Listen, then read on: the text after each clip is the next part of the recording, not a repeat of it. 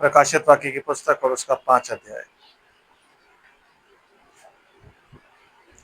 प्रकाशित वाक्य की पुस्तक उसका 5 अध्याय।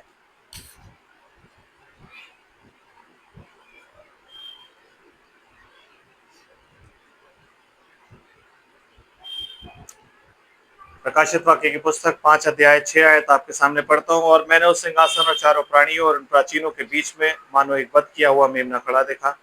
उसके 7 सींग और 7 आंखें थीं। ये परमेश्वर की 7 आत्माएं हैं जो सारी पृथ्वी पर भेजी गई हैं। आमीन। परमेश्वर की आशीष उसके पवित्र वचन के पढ़े और सुने जाने पर हो। आमीन। आप लोग बैठ जाइए।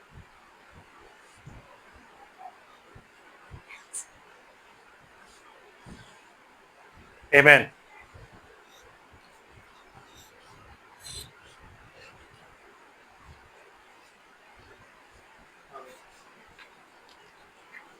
अगर हम मेमने की बात करें, हम परमेश्वर की बात करें, और ये जो नंबर 7 है, हम इसकी बात ना करें तो बातें अधूरी रह जाए। आमीन। क्योंकि परमेश्वर की योजना में 7 का बहुत महत्व है। जो मेमने के सर पे 7 सींग आपने देखे और जो 7 आंखें हैं, वो बता रहा है ये 7 बहुत महत्वपूर्ण चीज है। क्योंकि परमेश्वर ने 7 दिन में सृष्टि की, 7वें दिन उसने आराम किया, 7वां दिन सबत का दिन था। जब जल प्रलय आया तो परमेश्वर ने इस पूरे जगत को 7 भागों में विभाजित किया, जिन्हें आप बोलते हो 7 कॉन्टिनेंट्स एंड 7 सीज, है नहीं। जब आप म्यूजिक की बात करते हो तो 7 सुर होते हैं। जब आप परमेश्वर के पास पहुंचने की बात करते हो तो ये पूरी जो क्रिएशन है डिवाइडेड है 7 डायमेंशंस में, 7 आयाम है, उनमें डिवाइडेड है। तो 7 का नंबर परमेश्वर हर बार यूज करता है, क्योंकि 7 का नंबर ना परफेक्शन को दर्शाता है। आमीन। हमेशा परफेक्शन को दर्शाता है। वो परफेक्शन को दर्शाता है, परफेक्ट कवनेंट को दर्शाता है, परफेक्ट लव को दर्शाता है। इसलिए परमेश्वर 7 को हमेशा यूज करता है। आमीन। तो आज हम 7 के नंबर को देखते हुए चलेंगे। ये 7 का नंबर बाइबल में परमेश्वर ने कैसे कैसे यूज किया, किन किन के लिए यूज किया, महत्वपूर्ण, और उसका महत्व क्या था। आमीन। तो उसके लिए हम सबसे पहले चलते हैं जेनेसिस, उत्पत्ति की पुस्तक में चलते हैं। आमीन। क्योंकि अगर हम 7 की योजना को वहीं से शुरू करेंगे और समझने पाएंगे ना, तो हमें पता लग जाएगा कि 7 कलीसियाई काल क्यों है, हमें पता लग जाएगा कि 7 मोहरे क्यों है, हमें पता लग जाएगा कि 7 7 थंडर्स क्या है। ये सब चीजें हमें पता लग जाएगी। आमीन। है कि नहीं। ओके, तो हम निकालते हैं उत्पत्ति की पुस्तक और उसका 5 अध्याय। सिस्टर जी 21 आयत पढ़िए, क्या लिखा है। उत्पत्ति की पुस्तक 5 अध्याय 21 आयत क्या कहती है जी। जब हनोक 65 वर्ष का हुआ। आप उससे थोड़ा सा ऊपर पढ़ लीजिए प्लीज। अगर आप पढ़ लीजिए 18 आयत से। येरेद के जन्म के पश्चात महलेल 830 वर्ष जीवित रहा जी। और उसके और भी बेटे बेटियां उत्पन्न हुई। हाँ जी। इस प्रकार महलेल की कुल आयु 895 वर्ष की हुई। तत्पश्चात वह मर गया। जब येरेद 162 वर्ष का हुआ तब उससे हनोक का जन्म हुआ। हनोक के जन्म के पश्चात येरेद 800 वर्ष जीवित रहा और उसके और भी बेटे बेटियां उत्पन्न हुई। इस प्रकार येरेद की कुल आयु 962 वर्ष की हुई। तत्पश्चात वह मर गया। और फिर जब हनोक 65 वर्ष का हुआ तब उससे मतुशेले का जन्म हुआ। मतुशेले के जन्म के पश्चात हनोक 300 वर्ष तक परमेश्वर के साथ साथ चलता रहा और उसके और भी बेटे बेटियां उत्पन्न हुए। इस प्रकार हनोक की कुल आयु 365 वर्ष की हुई। आमीन। मतलब उस युग में जो बुद्धिमान कुंवारी थी वो हनोक था। उस युग की बुद्धिमान कुंवारी हनोक था। As soon as he got the sign, जैसे ही उसको वो चिन्ह मिला, मतुशैला का चिन्ह, वो उसी दिन से परमेश्वर की हुजूरी में बैठे रहा। उसने उसी दिन से परमेश्वर को अपना धाम मान लिया, क्योंकि उसे पता था कि मेरा ही बेटा जो पैदा हुआ है, जब ये मरेगा तो इसके मरने पर इस जगत का अंत है। आमीन। तो उसने क्या किया, उसने उस वक्त में परमेश्वर के साथ अपनी लौ लगानी शुरू की, और वो निरंतर उसकी हुजूरी में। आज आपकी पत्रियों में लिखा हुआ है कि जू जू उस दिन को निकट आते देखो, संगति में और भी बढ़ते जाओ, और वो बढ़ता गया। उसके 365 साल आपके 365 दिन को रिप्रेजेंट करता है साल के। समझ रहे? अगर उसके 365 साल हैं, वो आपकी जिंदगी के 365 दिनों के, हर साल के 365 दिनों को रिप्रेजेंट करता है। उसने और भी काम किया, ऐसा नहीं है बाइबल कहती है कि वो पूरे दिन यही काम करता रहता था। नो नो, बाइबल में लिखा है कि उसके और भी बेटे बेटियां उत्पन्न हुए, विच मीन्स वो हर काम कर रहा था।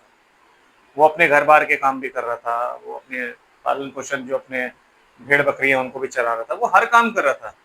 लेकिन जो उसका मेजर काम था ना, वो था परमेश्वर के राज्य की खोज करना, और वो उस राज्य की खोज कर रहा था। आमीन। और वो परमेश्वर की हुजूरी में बैठा रहता और परमेश्वर से बातचीत करता था। यही रीजन था कि हनोक जो था ना, वो अपने उस डायमेंशन को क्रॉस कर जाता था, रेल्म को क्रॉस कर जाता था, तो उस आयाम को ही पार कर जाता था। और आयाम को पार करके ना, वो उसने बहुत सी चीजें देखी, और जब उसने उन चीजों को देखा तो देख के उन चीजों की गवाही दी। एक पुस्तक भी उसके नाम की लिखी गई, जिसका नाम लिखा गया हनोक की पुस्तक। मैं नहीं जानता कि वो पुस्तक उसी ने लिखी है नहीं। बहुत सी ऐसी बातें उसमें है जो बहुत अलग और अजीब रखती हैं, जिन्हें कैथोलिक चर्च यूज करता है अपनी बाइबल में। एक पुस्तक हनोक की भी रखता है वो। बट उसमें हर चीज देखो, जो भी चीज हमें, एक चीज आज की डेट में मालूम है कि आपकी इस बाइबल से, ये आपका ना मापदंड है। इस चीज से आप हर चीज को मापते हो। तो अगर कोई भी चीज इसमें से होके गुजर जाती है ना, तो वो खुदा की है। और जो चीज नहीं गुजरती इसमें से होके अटक जाएगी, वो खुदा की नहीं है। समझ रहे बात को? तो हर किताब को जब हम पढ़ते हैं तो हम इसी तरीके से पढ़ते हैं कि जो इसमें पाया जाता है और उसमें पाया जाता है, वो मैच करते हैं। जो इसमें और उसमें नहीं पाया जाता, वो कुछ और है और वो कुछ और है। वो उसमें ऐड ऑन है, इसमें ऐड ऑन आप कुछ नहीं कर सकते। इसमें कुछ बड़ा घटा नहीं सकते, उसमें बड़ा घटा सकते। आमीन। है कि नहीं? ऐसे ही याशेर की पुस्तक है, अगर आप वो पुस्तक पढ़ोगे तो आपको पता लगेगा हिस्ट्री, जेनेसिस कहाँ से कैसे कैसे कैसे, वो करते करते करते आपको उसमें भी ऐसी चीजें मिलेंगी जो आप यहाँ से पढ़ सकते हो। जो कुछ इसमें है वो ऐड ऑन कर सकते हो, वो मिला सकते हो। हर चीज इसमें से निकलती है तो ठीक है, नहीं निकलती हटा दो। इस चीज को ध्यान रखो हमेशा। तो बाइबल कहती है कि हनोक जो था ना, वो एक ऐसा व्यक्ति था जो कि परमेश्वर के साथ साथ चलता रहा और उठा लिया गया। आमीन। क्यों उठा लिया गया? सिस्टर, अब हम निकालते हैं यहूदा की पत्री,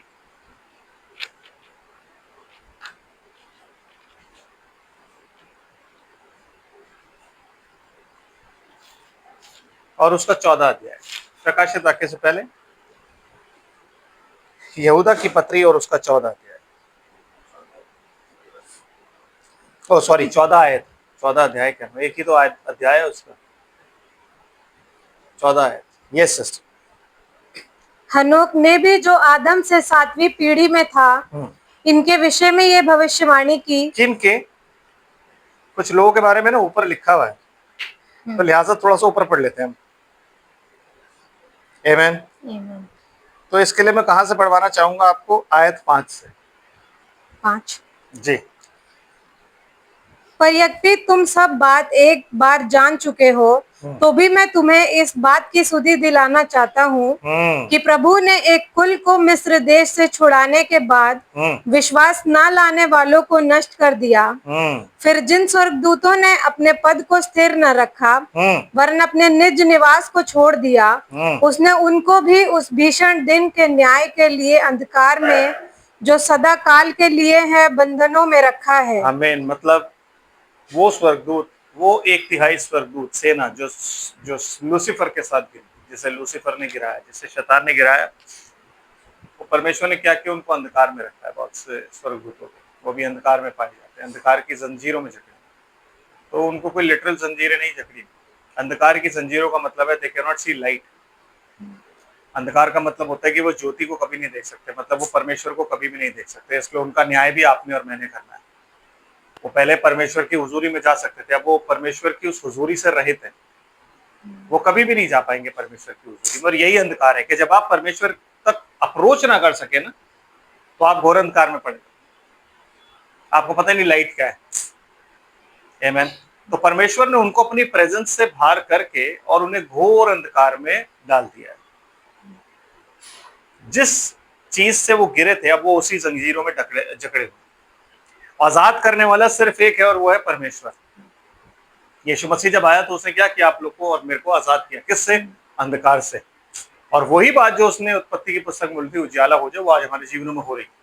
जिन जंजीरों से हम जकड़े हुए थे, उन जंजीरों को उसने तोड़ दिया। लेकिन वो स्वर्गदूत जो अपना पद खो चुके हैं, इसलिए कहते हैं अपने बर्थ राइट का ना बहुत ख्याल रखना है, क्योंकि शैतान आपसे सिर्फ ये बर्थ राइट छीनना चाहता है और कुछ नहीं। आमीन। तो जब उसने स्वर्गदूतों को गिरा दिया, तो आप पर में क्या, हमारी क्या औकात है कि हम बचें?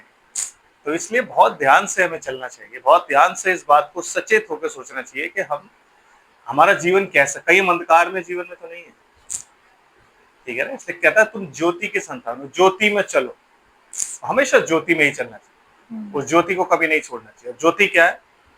परमेश्वर का वचन, उसका रेवलेशन। और ज्योति कभी रुकती नहीं है, ज्योति हमेशा चलती रहती है। इसलिए रेवलेशन जब भी आप बोलोगे ना इतना ही है, तो इसका मतलब आप खराब कर रहे हो। क्योंकि आज की दुनिया में, आज की इस फेथ में, हमारे खुद के फेथ में लोग कहते हैं अब और कोई रेवलेशन नहीं है, तो इसका मतलब परमेश्वर जो है वो सीमित है, ये अनंत नहीं है। आपने उसको एक डब्बे में कैद करके रख दिया कि इतना ही परमेश्वर है, इससे ज्यादा परमेश्वर नहीं। आमीन ब्रदर, परमेश्वर बहुत है, उतना ही परमेश्वर नहीं है जितना भाई ब्रैनम ने बताया। अगर ऐसा होता तो फिर बाइबल में ना लिखा होता कि 5-fold मिनिस्ट्री जो है वो सिद्धता के लिए, तो इसका मतलब वहां भी कुछ है। आमीन, है कि नहीं? इसका मतलब हमें ये भी पता होता कि हम, जब हमारी नई पृथ्वी और नया आकाश हो जाएगा, हम क्या करेंगे? हम परमेश्वर में चले जाएंगे, ये तो मैं जानता हूँ अच्छी तरीके से, लेकिन वहां भी तो कुछ करना है, या आप ऐसे ही बैठे रहोगे? क्योंकि परमेश्वर कभी वेला नहीं बैठता, वो कुछ ना कुछ काम करता रहता है। आमीन। तो वो अनंत है, उसको आप कभी भी ये नहीं कह सकते हाँ जी इतना ही है। ये बाइबल जितनी लिखी हो ना, 21 अध्याय प्रकाशित वाक्य, इतना ही है, इससे ज्यादा नहीं है। अगर आपने ऐसे कह दिया तो इसका मतलब आप परमेश्वर को भी जानते ही। आमीन। क्योंकि अय्यूब ने सोचा कि यार मैं पहले कहाँ था, तो परमेश्वर ने बोला जब इस पृथ्वी की नींव डल रही थी तू कहाँ था? तो तू तब भी था। आमीन। तो तू तब भी था और तू आगे भी मेरे साथ होगा, है कि नहीं? तो परमेश्वर को आप सीमित नहीं कर सकते। He is beyond our imagination, हमारे उस सोच से बहुत आगे है। हम उतना तो सोच भी नहीं सकते, हमारी बुद्धि 30%, 20%, 5%, 10% चलती है, और वो उस बुद्धि का रचने वाला परमेश्वर है, बुद्धि उसी में रची जाती है। आमीन। समझ रहे हैं? तो हनोक जो था, उसे चीजें पता थी, क्योंकि वो उसकी हुजूरी में, जब आप उसकी हुजूरी में बैठोगे ना, तो आपके ऊपर चीजें जाहिर करनी शुरू करेगा। क्यों? अगर वो आपसे प्यार करेगा ना, तो अपना सब कुछ आपको बताएगा। तो हनोक हमारे लिए एक नमूना है, इसलिए हनोक के बारे में बाइबल में कुछ भी नहीं लिखा हुआ है सबसे ज्यादा, जितना लिखा है उससे आपको जानना है, ताकि आप ये जान सको कि हनोक कैसा था। क्योंकि हनोक की तरह ही हमें बनना है। जब हमें पता लग गया कि अंत आने वाला है, जब हमें पता लग गया मसीह आने वाला है, तो हमें अपने जीवन को ना मूव करना है। बाइबल में कहीं नहीं लिखा हनोक ने अपने घर बार सब छोड़ छाड़ के और वो चला गया और उसके बाद नहीं। बाइबल में लिखा है कि और भी उसके बच्चे पैदा हुए, बेटे बेटियां पैदा हुए। इसका मतलब वो दुनियावी काम भी करता रहा, लेकिन मेजरली वो क्या कर रहा था? उसका सबसे पहला कार्य क्या था? कि वो परमेश्वर के राज्य की खोज कर रहा था। इसलिए उसको क्या बोला जाता है? बुद्धिमान कुंवारी। और एंड तक करता रहा, है ना? जब तक वो पृथ्वी पर रहा वो यही काम करता है। आमीन। सिस्टर पढ़िए। जिस रीति से सदोम और अमोरा और उनके आसपास के नगर जो इनके समान व्यभिचारी हो गए थे और पराये शरीर के पीछे लग गए थे। देखो ये ना आज के युग की कंडीशन बता रहा है, जो हमारा आज का युग है उसकी यही कंडीशन है, एग्जैक्टली सेम। समझ रहे हैं? तो आज के युग में जब वो कंपेयर कर रहा है, तो आज के युग में भी हनोक की जरूरत है। यस, पढ़िए सिस्टर क्या कहता है। सबसे पहली क्वालिटी इनकी क्या है? कि पराये शरीर के पीछे पड़े हुए। तो आज की डेट में आप देखोगे पराये शरीर के पीछे शादियां कैसे होती हैं? टूटती होती है, टूटती होती है, टूटती होती हैं। अफेयर्स कैसे होते हैं? टूटते होते हैं, टूटते होते हैं, टूटते होते हैं। यही सब चलता रहता है। आमीन। एंड पराये शरीर के पीछे लग गए थे आग के अनंत दंड में पड़कर दृष्टांत ठहरे हैं। दृष्टांत ठहरे हमारे लिए। तो आज का जो युग है वो फ्लड से खत्म नहीं हो सकता। किससे खत्म होगा? आग से। जलाया जाएगा, प्योरीफाई किया जाएगा उसको। किस चीज से? आग से। पानी से तो वो हो चुका है नोआ के टाइम में, फिर उसके बाद यीशु मसीह के लहू से वो सैंक्टिफाई हो चुका है। जब खून गिरा जमीन पर, आमेन, तो वो सैंक्टिफाई हो चुका है। अब बैप्टिज्म ऑफ होली गोस्ट से सबको मिलना है ताकि मसीह आके बैठ के यहाँ पे राज करे। आमेन। और सिस्टर, इसी रीति से यह स्वप्नदर्शी भी अपने अपने शरीर को अशुद्ध करते और प्रभुता को तुच्छ जानते हैं। और प्रभुता को तुच्छ जानते हैं। और सबसे बड़ी बात है क्या है? स्वप्नदर्शी। सपने बहुत देखते हैं। मैंने स्वप्न में देखा, मैंने स्वप्न में देखा। आमेन। और ये क्या करते हैं? प्रभुता को तुच्छ जानते हैं। मतलब आगे बताते हैं। यस, क्या लिखा है? और ऊंचे पद वालों को बुरा भला कहते हैं। ऊंचे पद वालों को बुरा भला कहते हैं। ऊंचे पद वाले मतलब सर, उनका जो अधिकारी हो या उनके जो ऊंचे पद से हो, उनको वो दूसरों के बुराई करना, दूसरे पास्टर्स के लिए खड़े होकर पुलपिट से चिल्लाना। मैंने बहुत देखा ये, दूसरे पास्टर्स के लिए किस तरीके से चिल्लाया जाता है, कैसे किया जाता है। मतलब एक बिजनेसमैन की तरह दूसरे बिजनेसमैन को डिस्ट्रॉय करके और अपना बिजनेस वहां पे कैसे एस्टेब्लिश करते हैं, मैंने देखा है। आमीन। कि किस तरीके से लिखी हुई किताबों को पकड़ पकड़ के पुलपिट से चिल्ला चिल्ला के बोलना कि ये आदमी ये लिखता है, ये आदमी ये लिखता है, ये आदमी ये लिखता है, और उसको डिस्ट्रॉय करना और फिर बाद में कह देना कि वो हमारी बेदारी के खिलाफ खड़ा हो। ये बिजनेस नहीं है, ये बिजनेस नहीं है, ये सेवकाई है। इस सेवकाई में ना कोई बड़ा है और ना कोई छोटा है। इस सेवकाई में हम सब बराबर, इसीलिए हम सब क्या हैं? भाई। आमीन। इसलिए हम सब भाई हैं। कोई हमारा बाप नहीं है इस सेवकाई में, सिवाय एक बाप जो ऊपर बैठा हुआ, उसके अलावा कोई बात नहीं। यीशु मसीह भी हमारा भाई है। समझ रहे? तो ये ऊंचे पद वालों को बुरा भला कहते हैं बिना सोचे समझे। और क्या लिखा है sister?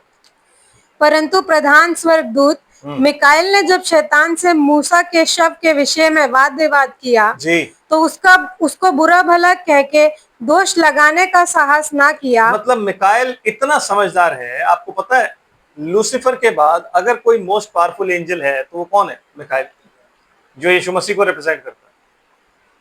He is a warrior. आमीन। और वो यीशु मसीह को रिप्रेजेंट करता है। तो उसने भी शैतान को भला बुरा नहीं बोला। वो शैतान से सिर्फ वाद विवाद करता रहा। और जहां भला बुरा बोलने की बात आई, जहां भी उसको शैतान को चुप कराने की बात आई, क्योंकि शैतान ज्यादा बोल रहा था। मिकाएल शैतान को बुरा भला नहीं कह रहा था, लेकिन कौन कह रहा था? शैतान परमेश्वर को बुरा और भला कह रहा था। वो ब्लास्फेमी कर रहा था कि वो जस्ट नहीं है, वो धर्मी नहीं है, क्योंकि उसने लोथ लेके मार के बंदा, और लोथ भी नहीं दे रहा है मेरे को, क्योंकि वो उसका चाहिए है, मुझे लोथ चाहिए, तो वो धर्मी नहीं है अगर वो मुझे लोथ नहीं देगा। उसको ये बात नहीं पता थी कि मूसा रेजरेक्ट हो चुका है। परमेश्वर कभी किसी को मट्टी नहीं देता। तो अगर आपकी बाइबल में लिखा है ना, परमेश्वर ने उसे मट्टी दी, आपको लगता है परमेश्वर लाइफ है? यीशु मसीह जिन जिन मुर्दों के पास गया, वो उनको मट्टी देने गया था कि जिंदा करने गया था? तो फिर कैसे मट्टी दे सकता है परमेश्वर? तो परमेश्वर ने उसको रेजरेक्ट किया और रेजरेक्ट करके अपनी हुजूरी में ले गया। इसीलिए यीशु मसीह के टाइम में मूसा दिख सका, आपको पता है? वरना अगर मूसा मर गया होता कभी नहीं दिखता अधोलोक में उसकी, है कि नहीं? वो अधोलोक में होता, कभी भी नहीं दिख पाता, क्योंकि तब तक यीशु मसीह ने छुटकारा नहीं किया था, कैदी आत्माओं के पास नहीं गया था। तो परमेश्वर ने उसको रेजरेक्ट किया और अपने पास ले गया, इसलिए वो दिखता है वहां। आमीन। और सिस्टर क्या लिखा है? शैतान से मूसा के शव के विषय में वाद विवाद किया तो उसको बुरा भला कह के दोष लगाने का साहस ना किया, पर ये कहा प्रभु तुझे डांटे। पर ये कहा प्रभु तुझे डांटे। हम में से कोई ये बोलता है प्रभु तुझे डांटे? हम तो सीधा न्याय और सारी चीजें ऊपर डालते। कैसे? मैं पास्टर्स की बता रहा हूँ, हम सीधा न्याय डाल देते ऊपर के, हाउ डेयर यू। लेकिन वो मिकाएल होने के बावजूद भी उसने शैतान कौन है? उसे पता है कि शैतान कौन है? परमेश्वर का। आपको पता है परमेश्वर का कोई दुश्मन नहीं। बाइबल कहती है God so loved the world. अगर बाइबल कहती है एसाव को उसने हेट किया, तो ये हेटरेट उसकी वो हेट नहीं है कि वो ईसाई को चाहता था कि एसाव को मार दे, क्योंकि अगर वो ऐसा हेट करता तो कभी भी इजरायली को नहीं कहता कि ये पहाड़ मैंने ईसाइयों को दिया है, एदोमियों को, तुम यहाँ से पैर पैर निकल जाना, पानी भी लोगे तो खरीद के जाना, एक तुम्हें पैर रखने की जगह नहीं दूंगा यहाँ पे। ये हेटरेट नहीं होती। हेटरेट क्या होती है कि उसने परमेश्वर के वो बर्थ राइट को, वो जो जन्म का अधिकार था, उसका पहलौठे का अधिकार था, उसको बेच दिया। तो परमेश्वर को उसको परमेश्वर ने फिर ये कह दिया कि ठीक है मैंने तुझे पद से हटा दिया। परमेश्वर के हेटरेट का मतलब ये नहीं है कि परमेश्वर उसे हेट रखता है, जलन रखता है, मार देगा उसको। नो, दुनिया परमेश्वर की दुश्मन है। यीशु मसीह जब मर रहा था तो चिल्ला चिल्ला के जब ये कह रहा था हे पिता इन्हें माफ कर क्योंकि ये नहीं जानते क्या कर रहे हैं, तो वो उन्हें नहीं कह रहा था जो कील ठोक रहे हैं। नो नो नो, वो उस वक्त में आपको और मुझे याद कर रहा था, हमारे उन तमाम पापों को याद कर रहा था जो हम कर रहे हैं, किए हैं, करेंगे, तब से आज तक के लोग। और वो चिल्ला चिल्ला के हमारे गुनाहों के लिए कह रहा था हे पिता इन्हें माफ कर क्योंकि ये नहीं जानते क्या कर रहे हैं। आमीन। समझ रहे आप बात को? So God so love the world, परमेश्वर ने जगत से ऐसा प्रेम किया, इसलिए परमेश्वर दुष्ट के मरने से भी प्रसन्न नहीं होता। He is a just God, उसने अपना बेटा दे दिया। तो आप ये नहीं कह सकते कि जो परमेश्वर का दुश्मन है वो हमारा दुश्मन है। पहले तो आपको ये जानना है कि परमेश्वर का कोई दुश्मन नहीं। आमीन। कोई दुश्मन नहीं। अगर होता हो सबसे पहले वो शैतान को मार देता। शैतान परमेश्वर का दुश्मन, एडवर्सरी है, विरोधी है, विरोधी है। वो अपनी प्रार्थना, इतना समझदार है शैतान कि आपको ये नहीं पता, उसको पता है कि मैं परमेश्वर से ऊपर नहीं जा सकता, तो कहता मैं परमेश्वर के बराबर होना चाहता हूँ। ऊपर तो मैं कभी हो ही नहीं पाऊंगा क्योंकि ही इज गॉड। आमीन। उसे पता है कि उसने मुझे क्रिएट करा, वो सब जानता है, तो कहता मैं उसके बराबर होना चाहता हूँ। जिस सीट पे वो बैठा है ना, मतलब उस जो वर्शिप लोग उसे दे रहे हैं, वर्शिप मैं ले लूं।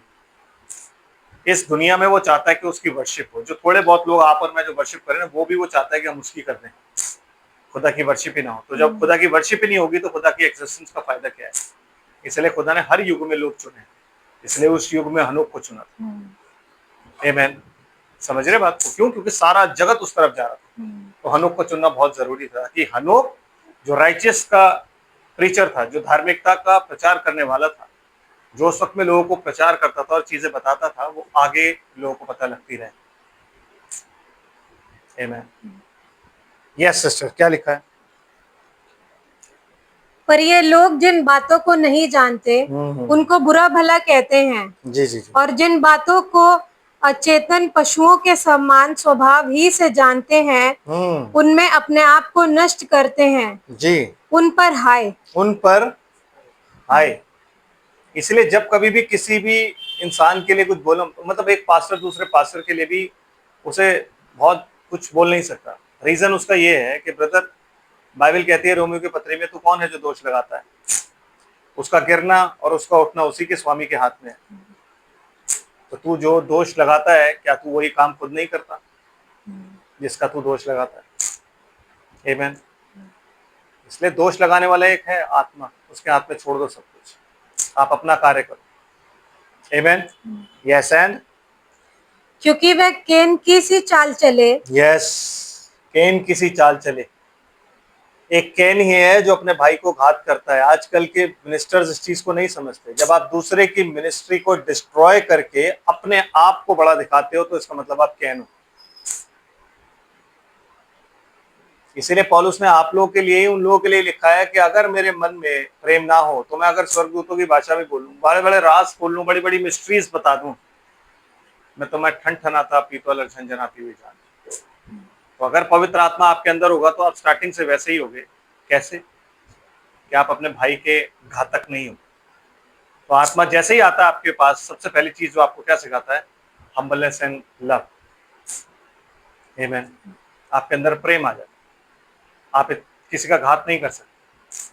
हाबिल को मार रहा था तो हाबिल ने उसके ऊपर ये नहीं किया कि 2-3 मुक्के मार के उसको गिरा दिया और उसका घात। नो, हाबिल मर गया, उसको मार रहा था तो मर गया। आमीन। समझ रहे बात को? वो आप नहीं कर सकते वो काम। Yes sign.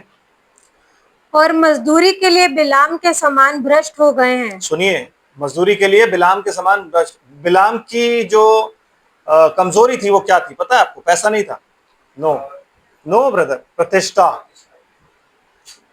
क्या बोला था राजा बालाक ने? कहता मैं तेरी प्रतिष्ठा और बढ़ाऊंगा। तो पहले उसने जो भेजे ना लोग, वो छोटे थे ओहदे में, तो समझा था छोटे मोटे लोग आए परमेश्वर के पास गए, मैंने करे भी जाके मना करता है, मैं नहीं आऊंगा, परमेश्वर ने मुझे मना किया। राजा ने कहा अच्छा। उसने और बड़े मंत्रियों को भेज दिया, उच्च कोटि के टॉप लेवल के जो मिनिस्टर्स थे उनको भेजा। तो जैसे ही उनको भेजा ना, उनको भेजते ही उसने क्या बोला? मैं पूछता हूँ, उसे क्या चाहिए था? प्रतिष्ठा। वो प्रतिष्ठा जो चेलों को कभी नहीं चाहिए थी, जिसमें चेले लोग क्या बोलते हैं कि अच्छा हम तेरे नाम की खातिर अनादर होने के लायक हो सकते। जिसमें चेले क्या बोलते? अनादर, मैंने क्या लिखा था? इंसल्टेड। इंसल्टेड पता है आपको? चर्च में इंसल्ट जब होती है, जब एक पास्टर दूसरे पास्टर की इंसल्ट करता है, जब कोई एक मिनिस्टर दूसरे मिनिस्टर की इंसल्ट करता है, तो वो ईंट का जवाब पत्थर से देता है, और वो सोचता है मैं रैप्चर में जाऊं। लेकिन वो इंसल्ट लेता नहीं है, इंसल्ट लेके उसको अंदर नहीं ले जाता। आमीन। हम लोग को कैसा बनना है कि इंसल्ट हो रही है तो हम चेलों की तरह कह रहे हैं तेरे नाम की खातिर हम निरादर होने के लायक तो हुए, क्योंकि हम में से बहुत लोग ऐसे हैं जो परमेश्वर के नाम की खातिर निरादर भी नहीं हुए अभी तक। आदर तो छोड़ो, आदर तो हमारा कोई नहीं करेगा, उसने पहले ही बता दिया, अगर वो मुझे मानते तो वो तुम्हें मानते, तो जब वो मुझे ही नहीं मानते तो तुम्हें कैसे मानेंगे?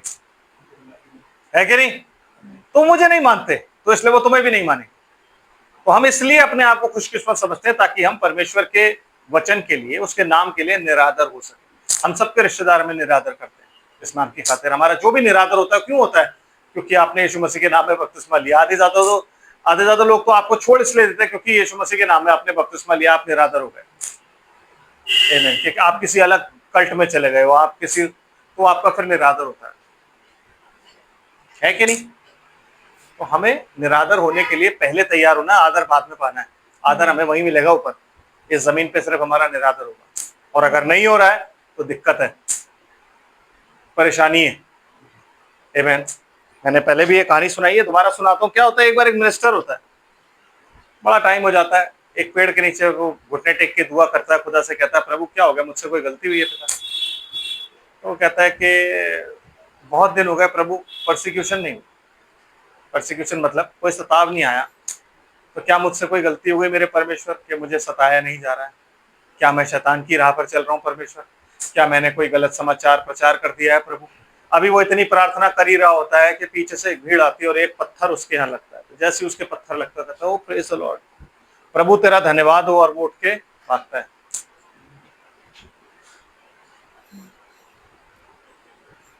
हम ऐसी दुआ कर सकते हैं कि प्रभु सताव क्यों नहीं हो रहा? हम तो यूं कहते हैं प्रभु कितना सताव होगा, अब तो हम तेरे वचन को मान रहे हैं, उस पर चल रहे हैं, प्रभु अब कितना सताव है। समझ रहे हैं आप बात को? हमें बाइबल पता होनी चाहिए कि हम उसकी इच्छा अनुसार कुछ मांगे। कहता है पौलुस कि हमें दुख उठा उठाकर आज्ञा मानना सीख। उसने वो दुख उठा उठाकर आज्ञा मानना सीख, हमें भी दुख उठा उठाकर आज्ञा। इसलिए हमें बर्थ का जो जन्म है यीशु मसीह का, उसका समाचार नहीं सुनाया गया, उसकी मृत्यु का समाचार सुनाया गया। हम जिसको भी समाचार सुनाते हैं क्रूस का सुनाते हैं, चरनी का नहीं सुनाते। हम सेलिब्रेशन नहीं सुनाते। आमीन। हम क्या सुनाते हैं? दुख, कि उसने हमारे लिए कैसा दुख झेला। आमीन। जी सिस्टर पढ़िए आगे क्या लिखा है। और कोरे के समान विरोध करके नष्ट हुए हैं। यस, कोरा के समान विरोध करके। किसका? इंसान का नहीं, अनॉइंटिंग का। इंसान का नहीं, परमेश्वर के दिए हुए पद का। ऐसा नहीं है कि कोरा कोई गलत आदमी था, कोरा परमेश्वर का सेवक था। आपको पता है कोरा और दातान यही नाम था ना, जिन्हें जमीन निकल गई थी। तो कोरा का काम क्या था पता है आपको? कोरा जो था उसके बाप का नाम था कहात। कहात, मरारी और लेवी। कहातियों का काम क्या था? कहाती जो थे वो सारे सामान को अपने कंधे पे रख के और चलते थे, तो ये उन्हीं को दिया गया था। सॉरी, कहात, मरारी और एक और थे। नहीं, लेवी तो बाप था उनका, लेवी के 3 बेटे थे, ठीक है ना। तो वो लेके कंधे पे अपने चलते थे सामान, तो उनकी सेवकाई थी, लेकिन उन्हें और बड़ा पद चाहिए था। तो वो और बड़े पद के चक्कर में मूसा को आके कहते कि तू ही खुदा से बातचीत करेगा, हम नहीं करते सेवा, हम भी सेवक हैं, हम भी करते, हम भी आज से धूप लेके आएंगे, हम भी ये करेंगे। हम लोगों को मूसा के खिलाफ भड़का के सबको ले आए। आमीन। जब इंसान को थोड़ी सी ग्लोरी मिलती है ना, बौखला जाता है, नॉलेज बौखला जाता है। जब थोड़ा सा परमेश्वर उसके पास आने लगता है ना तो बौखला जाता है। आमेन। फिर वो उसको ये हो जाता है, अच्छा यही है, मैं भी हूं, यही है, मैं भी तो हूं। और वो हमारी मौत का कारण है। हमारा डाउनफॉल जो है वो वही है, यही है, मैं भी हूं। तो जब लोग आपको समझे मूर्ख तो मूर्ख ही बने रहो, भैया मूर्ख ही ठीक। आमेन। गिनती काय से होती है? चर्च में लोगों से। कितने लोग हैं आपके पास, है कि नहीं? कितने लोग हैं आपके पास? और फिर हम कोट भी डालते हैं फेसबुक पे कि सत्य के सुनने वाले कितने हैं और असत्य के सुनने वाले भीड़ है। सत्य के सुनने वाले कितने होंगे? 2 4 5। असत्य के सुनने वाले कितने होंगे? भीड़ की भीड़ होगी, है कि नहीं? क्योंकि उनको अच्छा लग रहा है, उनके कान में तो शीरे की तरह जा रहा है, उसमें कोई कमी घटी नहीं पाई जाती। समझ रहे बात? इस चीज का ध्यान रखना है कि कोरा ने क्या किया। ये सारी बातें ना हमें बाइबल में कहानियों के लिए नहीं दी गई, ये सब दृष्टांत है। आमेन। Yes sister. एंड ये तुम्हारी प्रेम स्वभाव में तुम्हारे साथ खाते पीते समुद्र में छिपे हुई चट्टान के सरीखे हैं। यस, जिसने टाइटैनिक को गिरा दिया था, छिपी हुई चट्टान ने। यस, एक छुपी हुई चट्टान थी जो वो नहीं देख पाए, ऊपर से तो उन्हें कुछ नहीं दिख रहा था, नीचे चट्टान थी जिसकी वजह से टाइटैनिक गिर गया। तो ये सबसे खतरनाक चीज समुद्र में तूफान नहीं होता। जब तूफान होता है तब तो आप लंगर डाल लेते हो, लेकिन समुद्र की सबसे खतरनाक चीज क्या होती है? छुपी हुई चट्टान, जो जहाज को कभी नहीं देखती। आप नीचे नहीं देख पाते क्या क्या। आमेन। ये उनकी तरह है, क्या आपके साथ रहते तैरे, आप देख रहे हो सब कुछ शांत है, समुद्र शांत है, लेकिन नीचे एक चट्टान है, वो आपको दिखाई नहीं दे रही। मतलब इनके अंदर पाप भरा हुआ है, वो आपको दिखाई नहीं दे रहा। आमेन। आपके साथ खाते पीते हैं, आपके साथ बैठते हैं, प्रेज द लॉर्ड, हालेलुया करते हैं, भाई कैसे हो भाई, ये भाई सब कुछ वो करते हैं, लेकिन दिखाई नहीं दे रहा। उनके मन में कपट भरा हुआ है।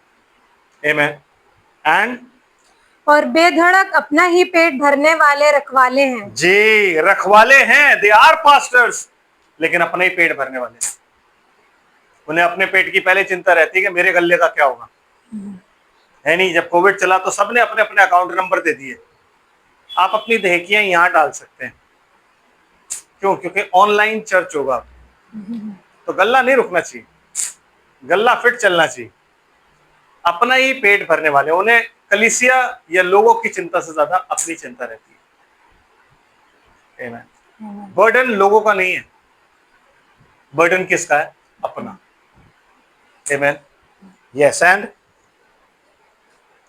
और निर्जल बादल है जिन्हें हवा उड़ा ले जाती है। यस, उनमें कोई पानी भी नहीं है, उनमें वचन नहीं है, वो बादल की तरह है।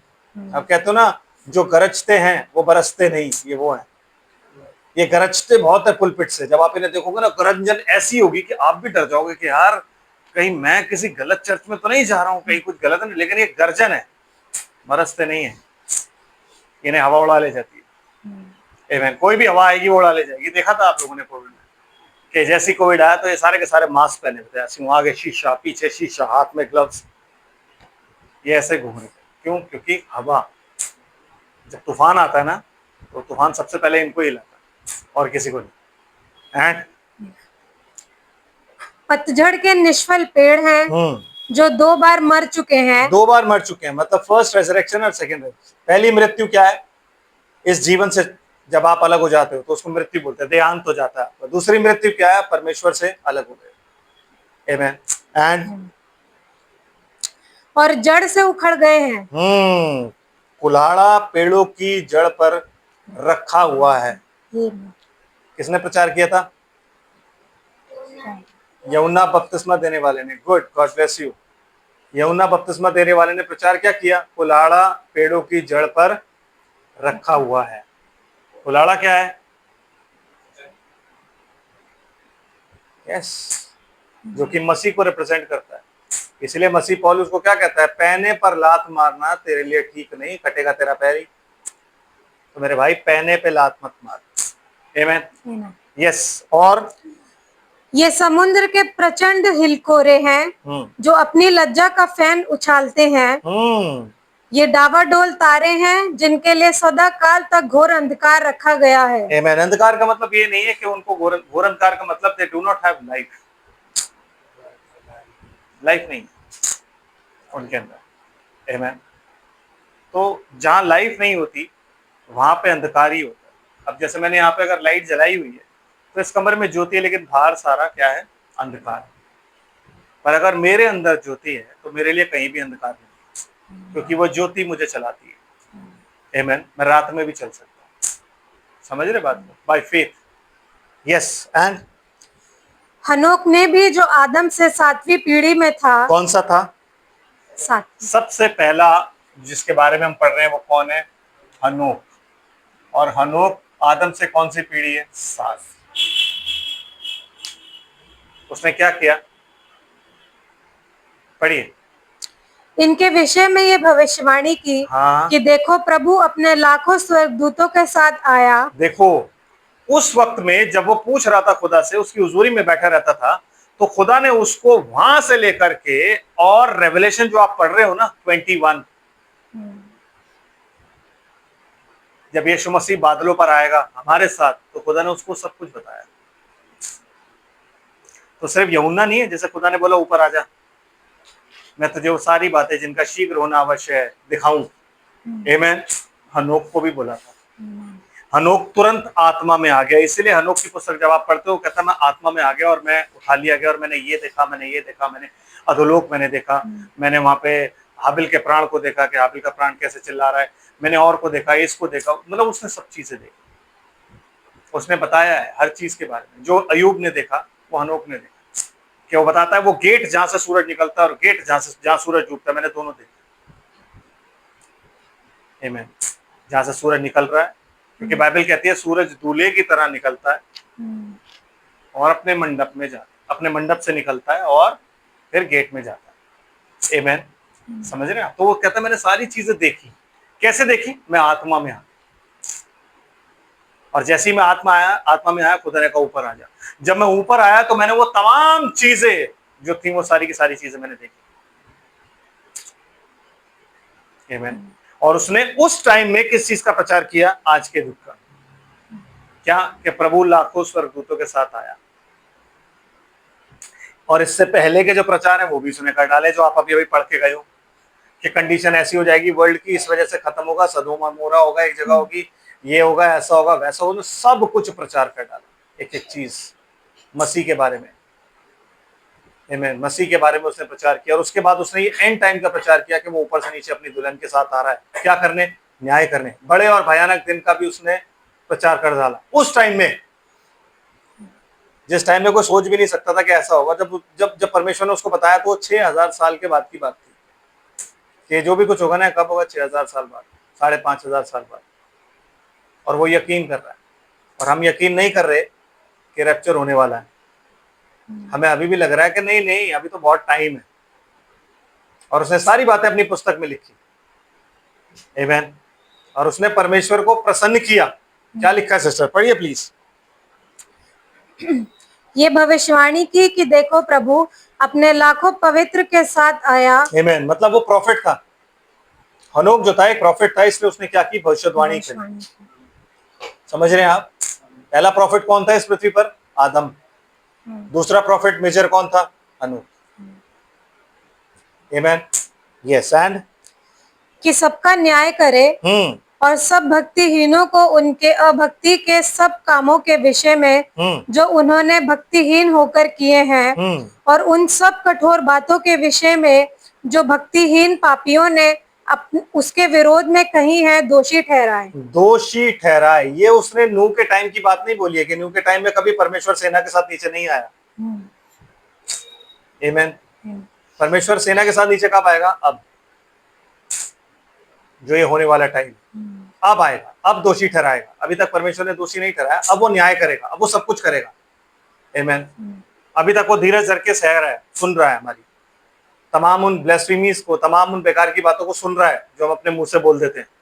लेकिन उन तमाम बातों का न्याय वो कब करेगा? जब वो आएगा पृथ्वी पर। आमीन। और यह तो असंतुष्ट कुड़कुड़ाने वाले और अपने अपनी अभिलाषाओं के अनुसार चलने वाले हैं और अपने मुंह से घमंड की बातें बोलते हैं और वह लाभ के लिए मुंह देखी हुई बड़ाई किया करते हैं। मुंह देखी बड़ाई वो लाभ के लिए किया करते हैं कि जिसमें उनका फायदा होता ना वहां बड़ाई कर दी, जिसमें फायदा नहीं होता ना अरे छोड़ो जाने दो, कोई बात नहीं, इसका क्या करना, यहाँ से हमें कुछ मिल थोड़े ना रहा हमारा।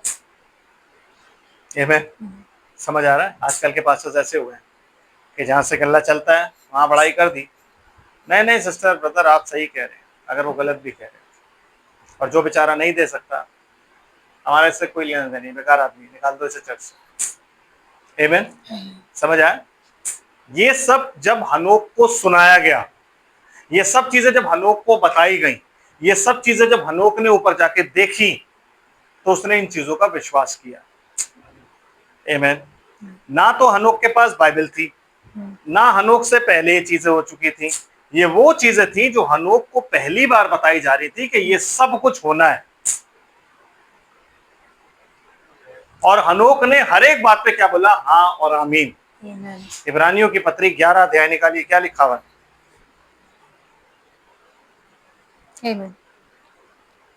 5वीं आयत। विश्वास ही से हनोक उठा लिया गया कि मृत्यु को ना देखे जी, और उसका पता नहीं मिला। उसका पता ही नहीं मिला, विच मीन्स उन लोगों ने उसको ढूंढा था। जैसे जब एलिया उठा लिया गया था ना, तो वो जो भविष्यवक्ताओं के चेले थे उन्होंने एलीशा को बोला भाई देख के तो आए, कहा देख के तो आए का। उन्होंने एलीशा को इतना प्रेस किया कि एलीशा ने कहा जाओ यार तुम जाके देखो, मुझे तो पता है वो उठा लिया गया पर तुम देखो। तो जाके ढूंढ ढांड करके आया तो उन्हें कहीं नहीं मिला। तो वैसे ही हनोक को भी ढूंढना गया, और जब हनोक नहीं मिला तभी लिखा गया कि भाई उसका पता नहीं मिला, वो मिला ही नहीं, कहा हमें क्या पता। आमीन? एंड क्योंकि परमेश्वर ने उसे उठा लिया था, क्योंकि परमेश्वर ने उसको उठा लिया था, परमेश्वर ही उसे उठा के ले गया। और उसके उठाए जाने से पहले उसकी ये गवाही दी गई थी कि उसने परमेश्वर को प्रसन्न किया। कैसे? वो तमाम बातें जो अभी आप यहूदा में पढ़ के आ रहे हो, वो तमाम बातें जब उसको बताई गई, तमाम बातें जब उसको बोली गई, तो वो ईमानदारी से उन बातों को हाँ और आमीन के साथ रिसीव करता गया। आपकी और मेरी तरह डाउट नहीं किया कि यार ऐसा नहीं हो सकता, ऐसा नहीं है, मेरे दिमाग से, ये लॉजिक से, ये डिनोमिनेशन से, और ये डी कॉलेज जो है उसकी अगेंस्ट है, ये हमारे उसके अगेंस्ट है, हमारी डिनोमिनेशन के अगेंस्ट, उसने ये सब नहीं किया। डिनोमिनेशन उस टाइम में भी थी ब्रदर, कैन वाली सारी साइड डिनोमिनेशनल साइड थी। यस, वो बहुत रिलीजियस लोग थे, लेकिन इस साइड के लोग कौन थे? राइचियस। रिलीजियस वो होते हैं जो धर्म पर विश्वास करते हैं, राइचियस वो होते हैं जो धार्मिकता से परमेश्वर के ऊपर विश्वास करते हैं। रिलीजियस वो होते हैं जिनका भरोसा अपने धर्म पर होता है, राइचियस वो होते हैं जिनका भरोसा अपने परमेश्वर पर होता है। तो उस साइड में सारे लोग ऐसे पाए जाते थे। हनोक ऐसा ही इंसान था कि उसने परमेश्वर को प्रसन्न किया। परमेश्वर को प्रसन्न करने का मतलब है कि आप उसको, परमेश्वर को हाँ और आमीन के साथ उसकी जब रिसीव करते हैं, जब प्रकाशित वाक्य की पुस्तक हनोक को बताई गई तो उसने कहा हाँ और आमीन। प्रकाशित वाक्य के साथ सारी पुस्तकें बताई गई, उसने कहा हाँ और आमीन। उन्हें किसी बात के लिए नहीं बोला कि नहीं ऐसा नहीं हो सकता मेरे खुदा, ये बात मेरी समझ से परे, ये मेरे लॉजिक से परे। जब परमेश्वर ने उसको बोला कि ऐसा एक पिरामिड बनाना है तो उसने कहा बिल्कुल बनेगा। उसने बोला ऐसा बनाना है, ऐसा बनाना है, तो हनोक ने by the word of God, word of his mouth, उसने पिरामिड बनाया। गीजा के जो पिरामिड है उसका बनाने वाला कोई और नहीं, वो हनोक था। उसे बताया गया था कि तुमको जो उसका कैपस्टोन है वो मत रखना, क्योंकि ये कैपस्टोन ही तब लगेगा जब मसीह आएगा। तो उसने उस चीज का विश्वास किया कि कैपस्टोन अपने आप लग जाएगा जब मसीह आएगा। अपने आप लगेगा, कोई लगाएगा नहीं, कोई बिल्डर जाके वहां पे नहीं लगाएगा, वो कैपस्टोन अपने आप लगेगा। यस, जब मसीह आएगा। ये बात जब उसको बोली गई तो उसने बोला हाँ ठीक है। और इतना परफेक्ट बनाया वो कि पृथ्वी के बिल्कुल सेंटर पर है। मेजरमेंट उसकी इतनी परफेक्ट है क्या मैं आपको बता नहीं सकता। एक ब्लेड भी आप उसके अंदर नहीं डाल सकते, सीमेंट उसके अंदर नहीं है, सिर्फ पत्थर ही पत्थर। इतनी परफेक्शन से वो बना। और यहाँ लोग यही सोच रहे हैं कि एलियन आए थे उन्होंने बनाया, क्योंकि जिसने बनाया उसका दिमाग बहुत तेज था। ऐसी परफेक्ट जगह पे बनाया है कि एलियंस ने बना सकते हैं, हमारे पास तो दिमाग नहीं है। लोग कहते हैं मिस्रियों ने बनाया, तो मिस्रियों के बाकी पिरामिड क्यों गिर गए, ये क्यों खड़ा हुआ है? क्योंकि ये परमेश्वर ने चिन्ह ठहराया था। ये चिन्ह था परमेश्वर का। किस चीज का चिन्ह? जब वो अर्थक्वेक आया और जब जल प्रलय आया, उसके बाद जब पृथ्वी से जल चला गया, तो सेंटर पॉइंट यही था। यस, सेंटर पॉइंट ये था। यहाँ से पता लग रहा था यरूशलेम किधर होगा, कनान किधर होगा, ये किधर होगा, वो किधर होगा, सारी चीजें यहाँ से पता लगती है। आमीन। तो इन चीजों का विश्वास किसने किया? हनोक ने किया। हनोक को ये बात मालूम थी, वो विश्वास करता चला गया हाँ और आमीन के साथ, और उसने हाँ और आमीन करते करते परमेश्वर को प्रसन्न किया। बिना हाँ और आमीन के आप परमेश्वर को प्रसन्न नहीं कर सकते, है ना? बिना और आमीन के नहीं आप कर सकते। मैं आपको आज अगर ये सर्पेंट सीड बता रहा हूं, तो सर्पेंट सीड अगर बाइबल से प्रीच हो रहा है तो आप उसमें अपना लॉजिक लगा के नहीं कह सकते कि नहीं नहीं फल ही होगा। आमीन। क्योंकि परमेश्वर ना आपकी बुद्धि के अनुसार चलता है, ना मेरी बुद्धि के अनुसार चलता है, उसकी अपनी योजना के अनुसार चलता है। इसीलिए उसने सबसे ज्यादा सीक्रेट व्यक्ति इस बाइबल में कौन था? हनोक। उसके बारे में कुछ बताया ही नहीं। क्यों? क्योंकि वो पहला रैप्चर और हमारा आखिरी रैप्चर है। उसको भी वही चीज बताई गई, हमें भी वही चीज बताई गई। उसने हाँ और आमीन के साथ रिसीव किया, हमें भी हाँ और आमीन के साथ रिसीव करना है। 365 दिन परमेश्वर पर विश्वास करना है और उसकी हुजूरी में बने रहना है। बाकी काम भी करने हैं लेकिन परमेश्वर के साथ भी बना रहना है। क्यों? क्योंकि वो सातवां था, हम भी सातवें हैं। यीशु मसीह का रैप्चर हुआ था, यीशु मसीह से हम सातवें हैं।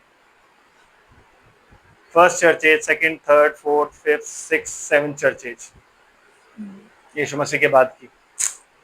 तो हम कितने हो गए? सातवें। हमारा भी रैप्चर, आखिरी आदम से हम सातवें हैं। आमीन। तो हमारा भी रैप्चर, हमें भी वही चीजें बताई जा रही है तो उस हनोक को बताया गया था।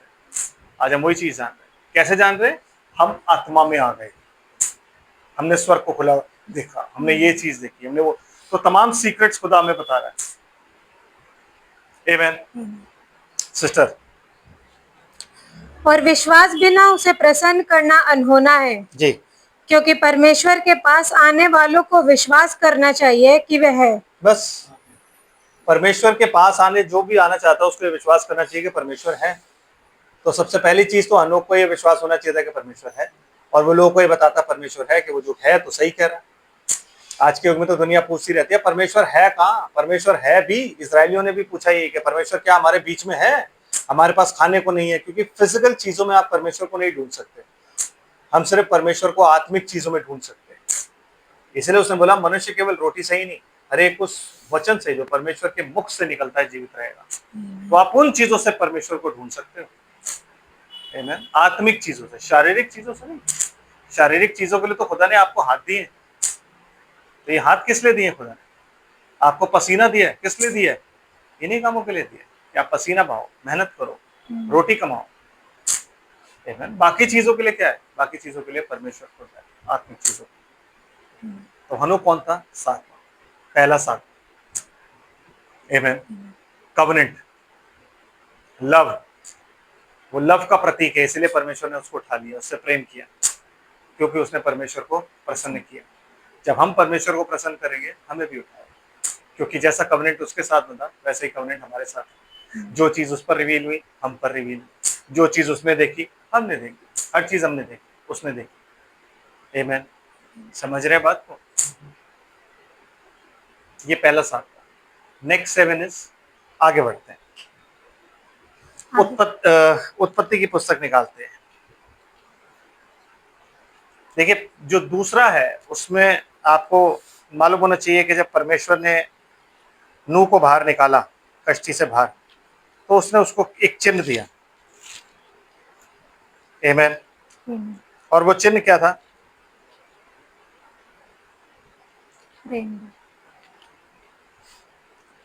9वां अध्याय,